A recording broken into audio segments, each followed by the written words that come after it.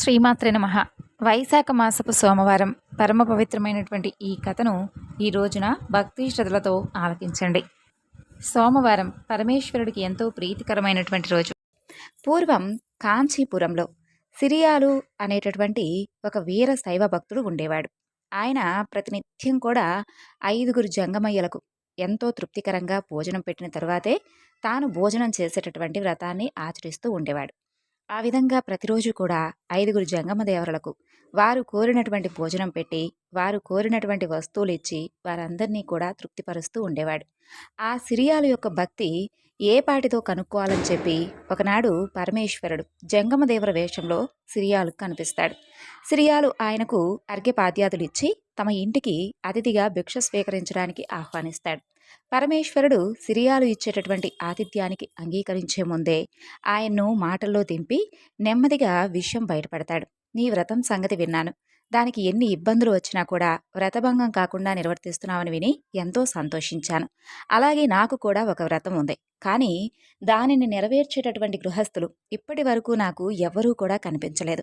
మాంసాలన్నింటిలోనూ నరమాంసం చాలా రుచిగా ఉంటుంది అని చెప్తూ ఉంటారు. అంతేకాదు, మృగమాంసాన్ని తినేటటువంటి పులి సైతం అదృష్టవశాత్తు ఎప్పుడైనా కానీ మనుష్య మాంసం తిన్నట్లయితే ఎప్పుడూ లేనటువంటి ఆనందమైనటువంటి అనుభూతిని పొందుతారట. మరి నాకు కూడా ఒక నియమం ఉందని చెప్పాను కదా, కాబట్టి నాకు నరమాంసంతో భిక్ష ఇచ్చిన వారి ఇంటనే నేను భిక్షను స్వీకరిస్తాను, లేదా నీళ్లు తాగి ఉపవాసం ఉంటాను. మేము వ్రతం పట్టినప్పటి నుండి మా కోరిక ప్రకారం ఒక కోమలమైనటువంటి బాలకుని మాంసమును మాకు వండి పెట్టేవారు లేక అప్పటి నుండి ఇప్పటి వరకు భోజనం చేయకుండా ఇదిగో ఇలా ఉపవసిస్తూనే ఉన్నాను. మా కోరిక తీర్చువారి కోసం వెతుక్కుంటూ ఊరూరా తిరుగుతూనే ఉన్నాను. నీకు అలాంటి సామర్థ్యం కనుక ఉంటే మాకు భోజనం పెట్టు, లేదా నేను వెళ్ళొస్తానని చెప్పి అంటాడు.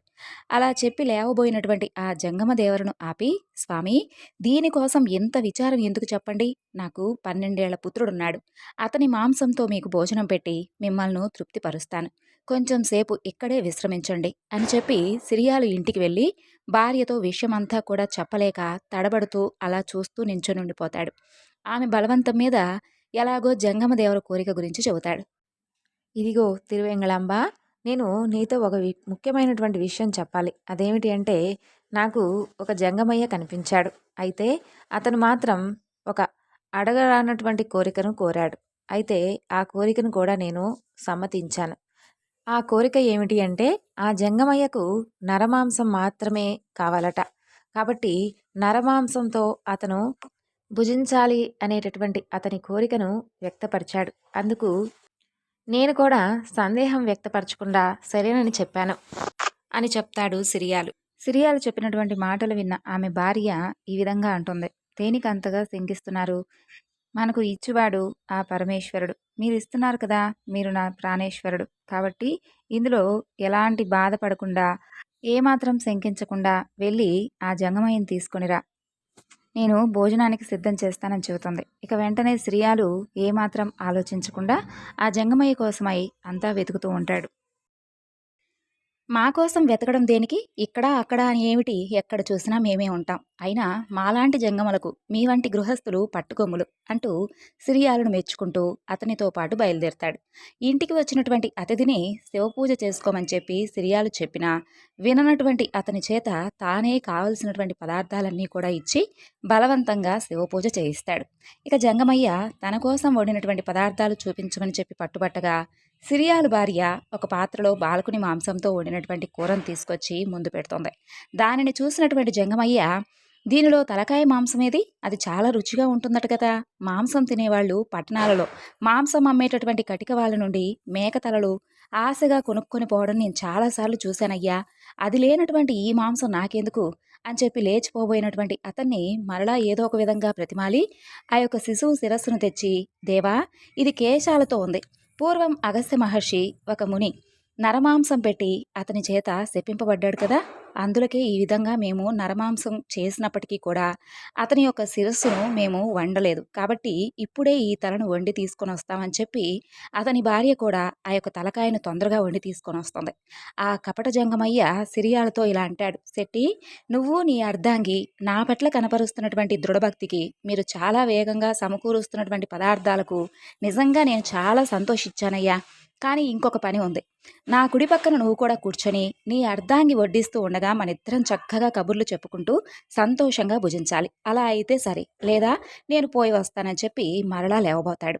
ఇక నోట మాట రాక బాధపడుతూ ఉన్నటువంటి ఆ సిరియాలు దగ్గరకు వెళ్ళి అతని భార్య ఇలా చెబుతుంది, ఎందుకలా బాధపడతారు? మన చేతులారా మనం చంపుకున్నటువంటి కొడుకు మాంసం తినడం తప్పవుతుందా? జంతువధ చేసేవారు ఆ జంతువు మాంసాన్ని తాము భుజించినా కూడా తప్పు లేదని చెప్పి పెద్దలు చెబుతూ ఉంటారు కదా అని చెప్పి అతన్ని కాస్త శాంతపరిచి ఇద్దరికీ కూడా ఆసనాలు వేసి వెండి పల్లారాల్లో కుమారుని మాంసంతో సహా సకల పదార్థాలను వడ్డించి ఆరగించండి అని చెబుతుంది. పరమేశ్వరుడు వారి యొక్క భక్తిని మనసులోనే గొప్పగా మెచ్చుకుంటూ ఇతను దేనికి కూడా వెనకాటం లేదు.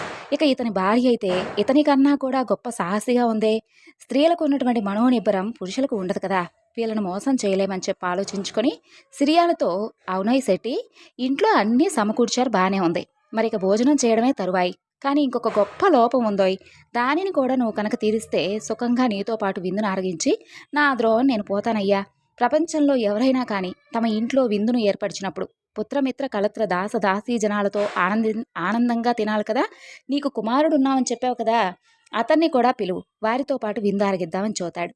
సిరియాలు కన్నీళ్లు ఉబికి వస్తూ ఉండగా దీనమైనటువంటి స్వరంతో, ఓ మహేష, నా స్థితి గురించి మీకంతా కూడా తెలిసి నన్ను ఈ విధంగా తిప్పలు పెట్టడం తగునా? నాకు ఒక్కడే కొడుకున్నాడని, అతని మాంసమే మీకు విందు నొరుస్తున్నానని ముందే చెప్పాను కదా స్వామి, అదే కదా చేశాను. ఇక వాడెక్కడికన్నా వెళ్తే తప్పకుండా పిలిపించుకునేవాణ్ణి. చనిపోయినటువంటి కొడుకుని ఎలా పిలవాలి స్వామి?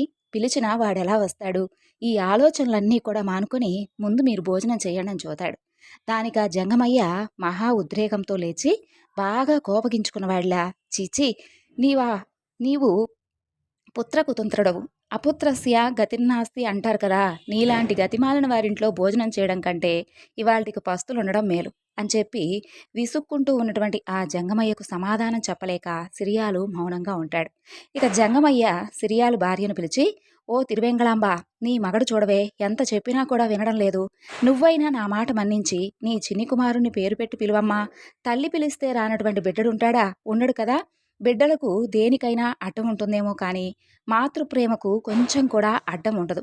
జనని పిలిచిన పోయినటువంటి తనయుడు కూడా పరుగు పరుగున వస్తాడు అని ఆనతినిస్తున్నటువంటి అతనికి మొక్కి మహాప్రసాదం అనుకొని తిరువెంగళాంబ ఇంట్లో అన్ని మూలలు కూడా తిరుగుతూ కొడుకును పిలుస్తూ ఉంటుంది.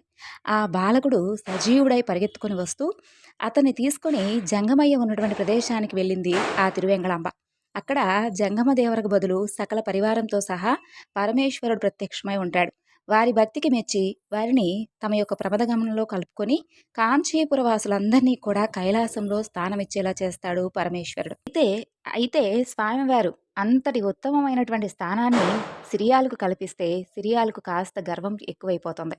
ఇక అది కనిపెట్టినటువంటి పరమేశ్వరుడు సిరియాలుడికి ఉన్నటువంటి గర్వాన్ని ఏ విధంగా తొలగించాలా అని ఆలోచించి తన యొక్క భక్తిని మెచ్చి తన కుమారుని బ్రతికించి తనకు బంధుమిత్రగణంతో సహా శివగణంలో చోటిస్తే ఇంతటి అహంభావం చూపిస్తున్నాడే ఈ సిరియాలని చెప్పి అతనికి ఉన్నటువంటి గర్వాన్ని ఎలాగైనా అణచాలని చెప్పి పరమేశ్వరుడు నిర్ణయించుకుంటాడు.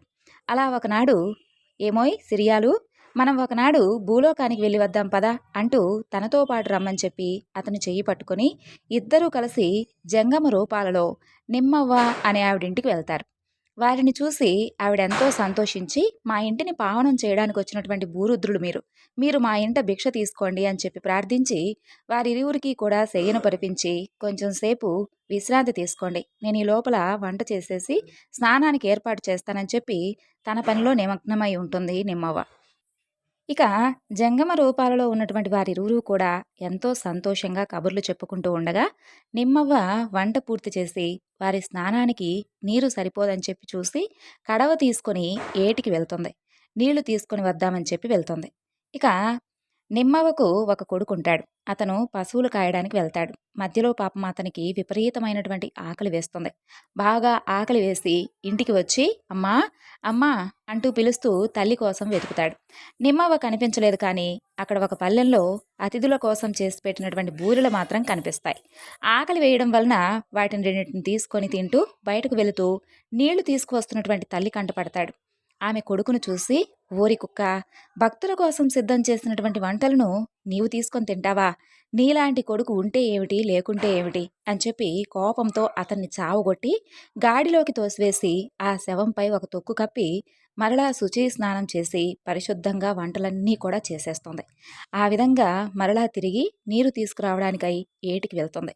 ఈ లోపల పరమేశ్వరుడు సిరియాలను తీసుకుని గాడి దగ్గరకు వెళ్ళి నిమ్మవ కొడుకు మీద కప్పినటువంటి ధూళిని ఊది ఆ శవాన్ని అతనికి చూపించి సిరియాలతో ఇలా చెబుతాడు. చూసావా, మన కోసం సిద్ధం చేసినటువంటి పదార్థాలను ఈ పిల్లవాడు ముట్టుకొని అపవిత్రం చేశాడని చెప్పి ఆ పిల్లవాడిని గోతిపాలు చేసి మరలా వంట చేసి మన స్నానానికి నీరు తీసుకొని రావడానికి వెళ్ళింది అని చెప్పి ఆ అవ్వ చేసినటువంటి సాహస కృత్యాన్ని అతనికి చెప్పి ఏమీ తెలియని విధంగా మరలా వచ్చి అక్కడ పడుకుంటారు. అంతలో అవ్వ వచ్చి లేచి స్నానం చేసి వేగంగా శివపూజ కానివ్వండి, ఇప్పటికే చాలా ఆలస్యమైపోయింది కదా, బాగా ఆకలితో ఉండుంటారు కదా అని చెప్పి వారికి శివపూజ సామాగ్రి సిద్ధం చేస్తూ ఉంటుంది. వారు కూడా స్నానాలు చేసి విభూది రుద్రాక్షలు ధరించి శివపూజ చేసి అవ్వ వడ్డించినటువంటి పదార్థాలన్నీ కూడా భుజించడానికి ముందే ఇలా అంటారు. అవ్వా, నీ కొడుకు ఇంతకు ముందే ఇక్కడికొచ్చి నీకోసం ఇల్లంతా వెతికి నీవు కనిపించక పాపం ఏటో వెళ్ళిపోయాడు. పాపం ఎంత ఆకలిగా ఉన్నాడో ఏమిటో. అలాంటి పిల్లవాడిని విడిచిపెట్టి మేము భుజించడం మంచిది కాదు కదా. అతన్ని కూడా వెళ్ళి పిలుచుకొనిరా, మాతో పాటు కలిసి తింటాడు. మేము ముగ్గురం కలిసి ఆనందంగా తింటాం. అప్పటి వరకు మేము ఆగి ఉంటాంలే, తొందరగా వెళ్ళి పిలుచుకొని రాపో అని చెబుతాడు శివయ్య.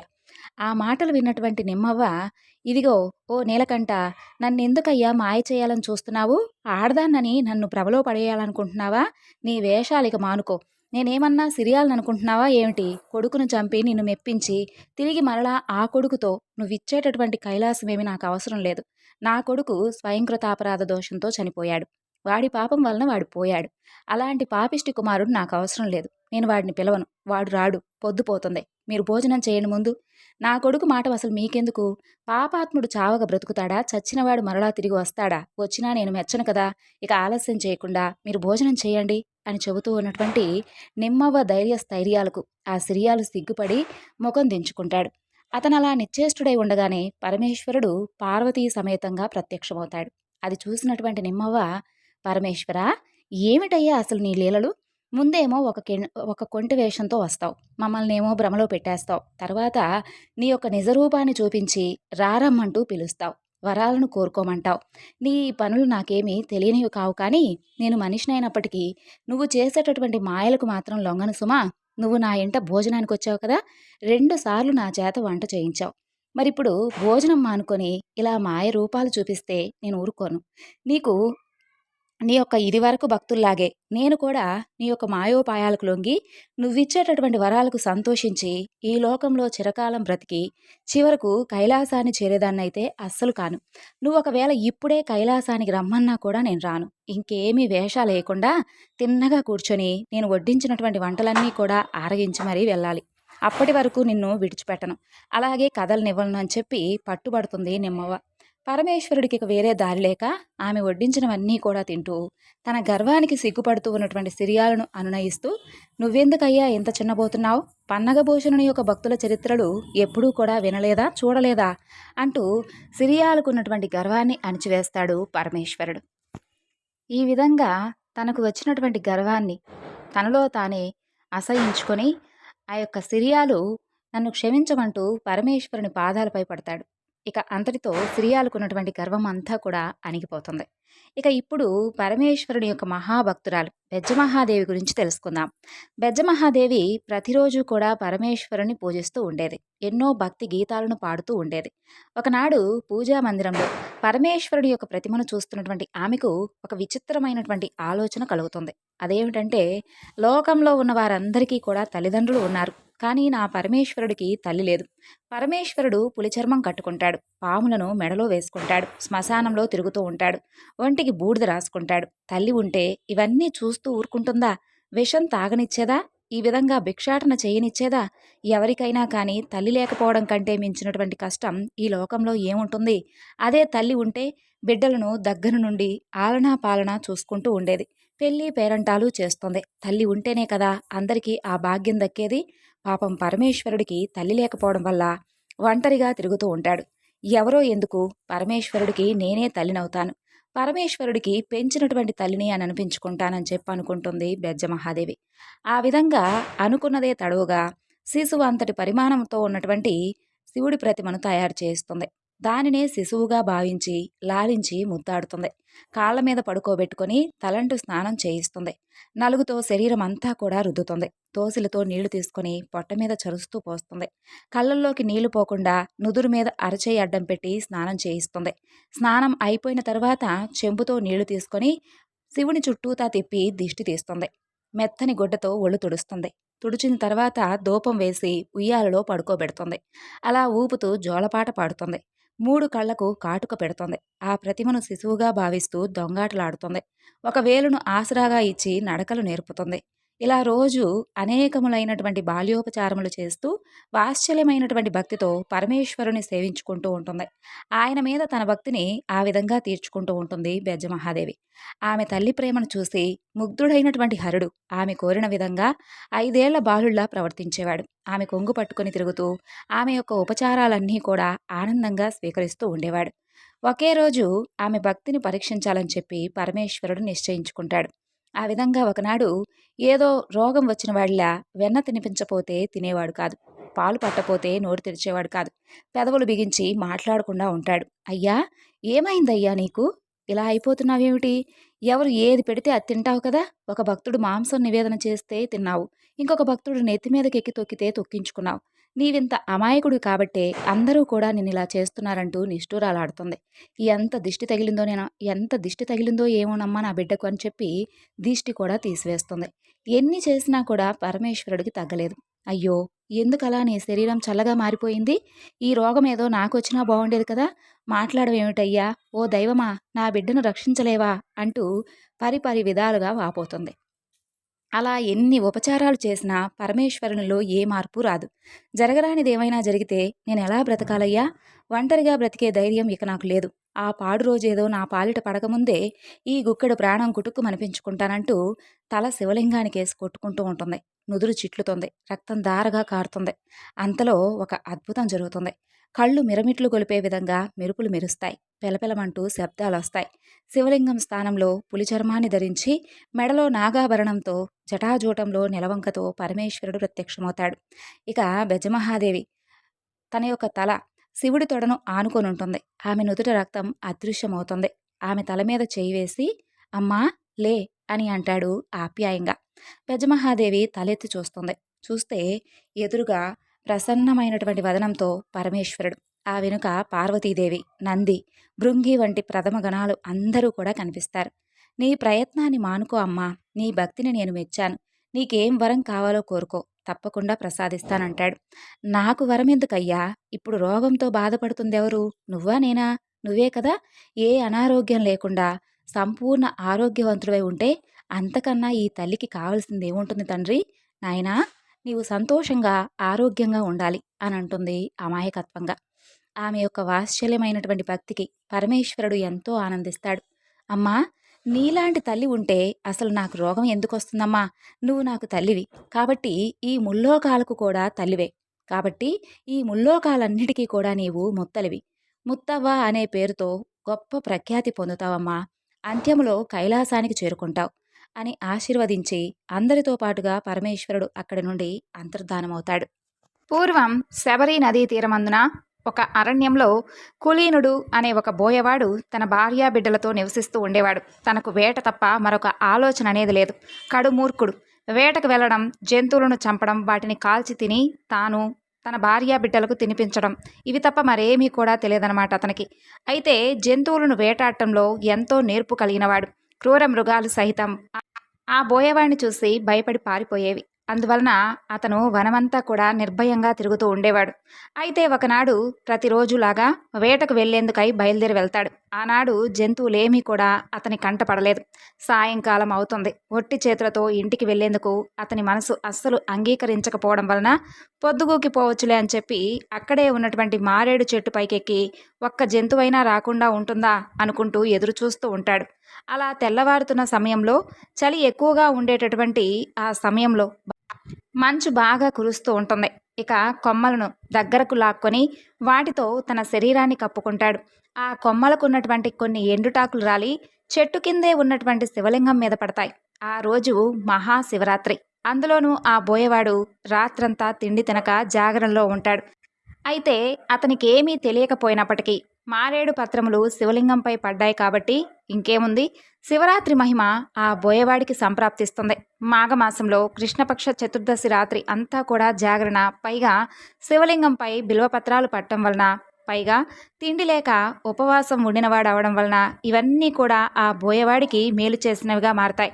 ఇక జరామరణాలకు హెచ్చు తగ్గులు కానీ శిశువృద్ధులు కానీ లేవు కదా.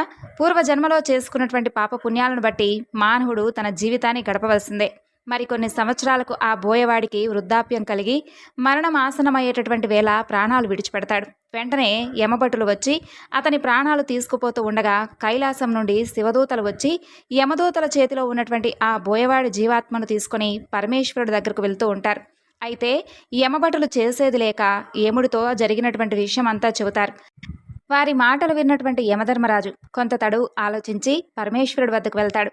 శివుడు, పార్వతి, గణపతి, కుమారస్వామి, నంది, తుంబుర, నారద గణాలతో ఆ కొలువు తీరు ఉన్నటువంటి కైలాసంలోకి యమధర్మరాజు అడుగు పెడతాడు. ఆ సమయంలో యముడు వచ్చి పరమేశ్వరుడికి నమస్కరిస్తాడు. ఉమాపతి యముణ్ణి దీవించి ఉచితాసనమిచ్చి కుశల ప్రశ్నలు అడిగి వచ్చినటువంటి కారణం ఏమిటి అంటూ ప్రశ్నిస్తాడు. అప్పుడు యమధర్మరాజు, మహేష, చాలా దినాలకు మీ దర్శన భాగ్యం కలిగినందుకు చాలా ఆనందిస్తున్నాను స్వామి. నా రాకకు కారణం ఏమిటంటే ఇంతకు ముందు మీ దూతలు తీసుకువచ్చినటువంటి ఆ బోయవాడు మహాపాపి, క్రూరుడు, దయా దాక్షిణ్యాలు లేకుండా అనేక జీవహింసలు చేశాడు స్వామి. ఒక దినమున అంటే మహాశివరాత్రి నాడు తాను యాదృచ్ఛికంగా జంతువులు దొరకపోవడం వలన తిండి తినలేదు. ఆ రాత్రి చలి బాధకు తట్టుకోలేక బిల్వపత్రాలను కప్పుకున్నాడు. జంతువులను వేటాడేందుకై రాత్రి అంతా కూడా మెలకువగా ఉన్నాడు. కానీ చిత్తశుద్ధితో తాను శివలింగాన్ని పూజించలేదు కదా. కాబట్టి అతన్ని కైలాసానికి తీసుకుని వచ్చుట భావ్యమా? అంత మాత్రమునే అతనికి కైవల్యం దొరుకునా స్వామి అంటూ యమధర్మరాజు విన్నవించుకుంటాడు. అప్పుడు పరమేశ్వరుడు యమధర్మరాజును, యమ, ప్రీతికరమైనటువంటి మహాశివరాత్రి పర్వదినమున బిల్వపత్రములు నాపైన వేసి తిండి లేక జాగరణతో ఉన్నటువంటి ఆ బోయవాడు కూడా పాప విముక్తుడు కాగలడు. అదెలా అంటే ఆ బోయవాడికి కూడా ఆ వ్రతఫలం దక్కవలసిందే కదా. ఆ బోయవాడు పాపాత్ముడే అయినప్పటికీ ఆనాటి రాత్రి శివరాత్రి, ఆ యొక్క శివరాత్రి వ్రతమహిమ వలన నా ఈ సాయుధ్యం అతనికి ప్రాప్తించింది అంటూ పరమేశ్వరుడు యముడికి వివరిస్తాడు. ఇక యమధర్మరాజు చేసేది లేక చంద్రశేఖరుడి వద్ద నుండి వీడ్కోలు తీసుకొని అక్కడి నుండి వెళ్ళిపోతాడు. కాబట్టి తెలిసి చేసినా తెలియక చేసినా స్వామివారి పూజ చేసినా స్వామివారి నామస్మరణ చేసినా కానీ విన్నా కానీ ఎన్నో జన్మల పుణ్యఫలం లభిస్తుంది. మరి పరమేశ్వరుడు భక్త సులభుడు కదా. రోజులో ఎవరైనా ఒక్కసారైనా ఆయన నామాన్ని మనసులో తలుచుకున్నా చాలట, జీవితం అంతా కూడా శుభప్రదంగా గడుస్తుంది. ఎటువంటి ఆపదలు దరిచేరకుండా ఆ స్వామి అపమృత్యు భయం లేకుండా చేస్తాడు. సర్వ శుభాలను కలిగించేలా చేస్తాడు. మరిప్పుడు మరొక కథ గురించి తెలుసుకుందాం. పూర్వం గంగా తీరంలో గంగరాజు అని ఒక చిన్న వ్యాపారస్తుడు ఉండేవాడు. అతను ఎన్నో చిన్న చిన్న వ్యాపారాలు చేసుకుంటూ అతి కొద్ది కాలంలోనే ఎంతో ధనాన్ని సంపాదిస్తాడు. అంత ధనం సంపాదించాడే కానీ ఎప్పుడూ దాన ధర్మాలు చేసేవాడు కాదు. పరమ పిసినారిగా పేరు పొందుతాడు. కల్తీ వ్యాపారాలు చేసి ప్రజలందరినీ కూడా విపరీతంగా బాధ పెడుతూ వారి నుండి దోచుకుంటూ ఉండేవాడు. ఆ విధంగా బ్రతికినటువంటి గంగరాజు కొన్ని సంవత్సరాల తర్వాత మరణించి తరువాత మరుజన్మలో ఆ పాపాల ఫలితంగా గుడ్డివాడిగా జన్మిస్తాడు. ఒక నిరుపేద కుటుంబంలో పుట్టుకతోనే కంటిచూపు లేకుండా జన్మించినటువంటి గంగరాజు చిన్నతనంలోనే తల్లిదండ్రులను కోల్పోతాడు. ఏ ఆధారం లేక జోలె పట్టుకుని ఆ వీధి ఈ వీధి తిరుగుతూ అడుక్కుంటూ బ్రతికేవాడు. ఒక్కొక్క ఊర్లో కొన్ని నెలలు నివసించి ఆ తరువాత మరో ఊరికి చేరుకునేవాడు. అలా కొన్ని రోజుల తర్వాత గంగరాజు లింగాలపల్లె అనే ఊరికి చేరుకుంటాడు. ఆ ఊరిలో ఉన్నటువంటి పరమేశ్వరుడి ఆలయం ఎంతో మహామహిమాన్వితమైనదిగా ప్రసిద్ధి చెందుతుంది. అంతేకాదు, ఆ ఊరిలో దాదాపు ప్రతి చెట్టు కింద ఒక శివలింగం ఉంటుంది. పురాతన కాలంలో ఆ దేవతలే ఈ శివలింగాలను ప్రతిష్ఠించారని ఊరు ప్రజలందరూ కూడా చెప్పుకుంటూ ఉండేవారు. ఆ ఊరికి చేరినటువంటి గంగరాజు ఒక పెద్ద చెట్టు కింద నివసిస్తూ ప్రతిరోజు ఉదయం సాయంత్రం ఊర్లోకి వెళ్ళి భిక్షాటన చేసి వచ్చేవాడు. దొరికిన దానిని తింటూ కాలం గడిపేవాడు. అలా ఒకనాడు ఉదయం భిక్షాటనకు వెళ్ళినటువంటి గంగరాజుకు ఎవ్వరూ ఏ పదార్థాలు అతని పాత్రలో వేయలేదు. సరే, సాయంత్రం ఏదైనా దొరుకుతుందేమో అని అనుకుంటాడు. సాయంత్రం కూడా తిరిగి అన్ని వీధులు తిరుగుతాడు. కానీ ఎవ్వరూ ఏ పదార్థం భిక్షగా వేయలేదు. ప్రతిరోజు ఏదో ఒకటి తనకు లభించేదే. మరి ఆ రోజు ఎవరూ కూడా తనకు ఎందుకు భిక్ష వేయలేదా అనేది అతనికి అర్థం కాదు. ఉదయం నుండి ఏ ఆహారం లేకపోవడం వలన ఒంట్లో ఓపిక లేక తిరిగి తిరిగి మరలా తన చెట్టు వద్దకు బయలుదేరుతాడు. ఒక్కసారిగా పెద్ద వర్షం మొదలవుతుంది. గంగరాజు తడిసి ముద్దవుతాడు. చివరకు ఒక చెట్టు కిందకు చేరుకుంటాడు. తన పాత్ర నిండా వర్షపు నీరు చేరడంతో నీటిని ఒక పక్కగా విసురుతాడు. అంతే, ఇంకేముంది, అప్పుడు ఒక అద్భుతం జరుగుతుంది. గంగరాజుకు ఒక్కసారిగా కంటి చూపు వస్తుంది. అంతేకాదు, తన పక్కనే బంగారు నాణేల మూట కూడా కనిపిస్తుంది. ఎదురుగా చూస్తే పరమేశ్వరుడు ప్రత్యక్షమై ఉంటాడు. గంగరాజు ఒక్కసారిగా ఆశ్చర్యపోతాడు. ఏమిటి ఇన్ని అద్భుతాలు అని అనుకుంటూ ఉండగానే పరమేశ్వరుడు ఇలా అంటాడు, నాయనా, ఈరోజు నాకు ఎంతో ప్రీతికరమైనటువంటి శివరాత్రి. అందులోనూ ఈ ఊరి ప్రజలందరూ కూడా ఉపవాసం ఉండడం వలన నీకు ఏ పదార్థమూ లభించలేదు. నీవు కూడా ఉపవాసం చేసిన వాడివయ్యావు. అంతేకాదు, కళ్ళు కనిపించకుండా నీకు తెలియకుండా నీవు విసిరినటువంటి నీ పాత్రలో ఉన్నటువంటి వర్షపు నీరు పక్కనే ఉన్నటువంటి నా శివలింగంపై పడ్డాయి. ఆ విధంగా నీవు నాకు అభిషేకం కూడా చేసిన వాడివయ్యావు. ఇంత పవిత్ర దినాన ఉపవాసం ఉండి నాకు అభిషేకం చేసి ఎంతో పుణ్యాన్ని నీవు సంపాదించుకున్నావు. అందువలన నీకు చూపును ప్రసాదిస్తున్నాను. ఈ బంగారు నాణ్యాలను తీసుకుని ఏదైనా కానీ చక్కగా వ్యాపారం చేసుకుని సుఖంగా జీవించు అని చెప్పి పరమేశ్వరుడు అంతర్ధానమవుతాడు. జరిగిన దానికి గంగరాజు ఎంతో సంతోషించి ఆ ధనంతో వ్యాపారం మొదలుపెట్టి ఎంతో ధనాన్ని అనతి కాలంలోనే సంపాదిస్తాడు. ఈ విధంగా గంగరాజు పరమేశ్వరుని యొక్క కృపకు పాత్రుడవుతాడు. మరి స్వామివారిని ఎవరైనా కానీ స్వచ్ఛమైనటువంటి మనసుతో భక్తి శ్రద్ధలతో పూజిస్తే వారికి ఐశ్వర్యాన్ని కురిపించేటటువంటి ఐశ్వర్య ప్రదాత పరమేశ్వరుడు.